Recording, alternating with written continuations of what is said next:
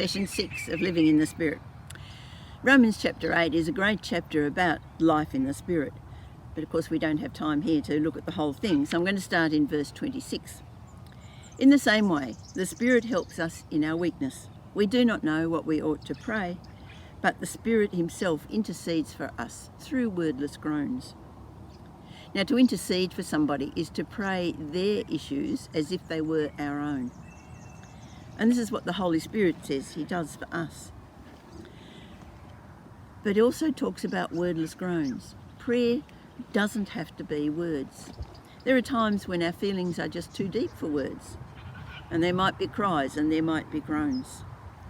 But the Spirit is there praying for us to the Father.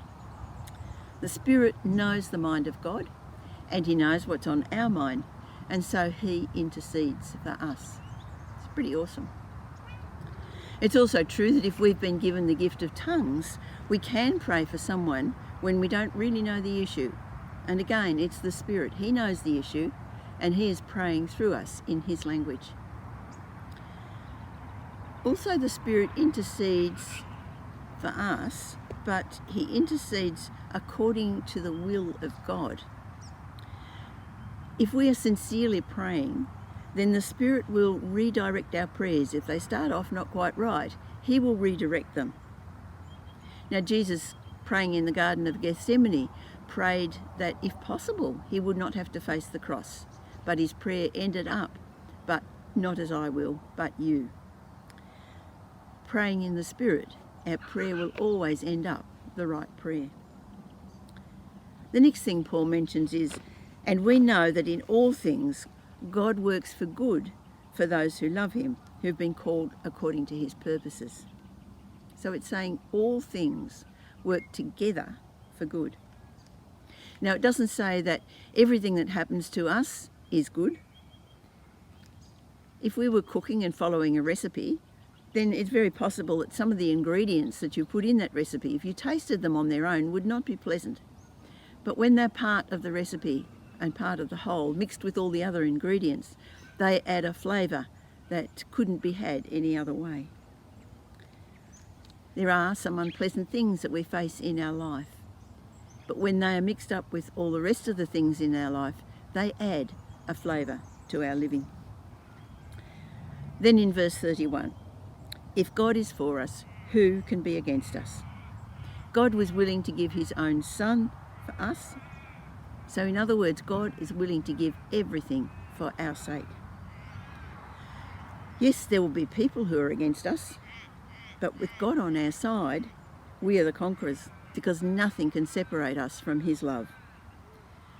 And no one can condemn us, because it's Jesus who judges.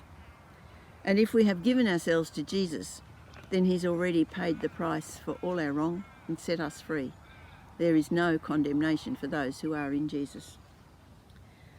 To live in the Spirit is to live in a freedom and an assurance that simply is not available in any other way. It's to live for Jesus, to demonstrate the love and the power of the risen Jesus, and demonstrate it to the world so that they might come to know him. Come, Holy Spirit, and fill our lives.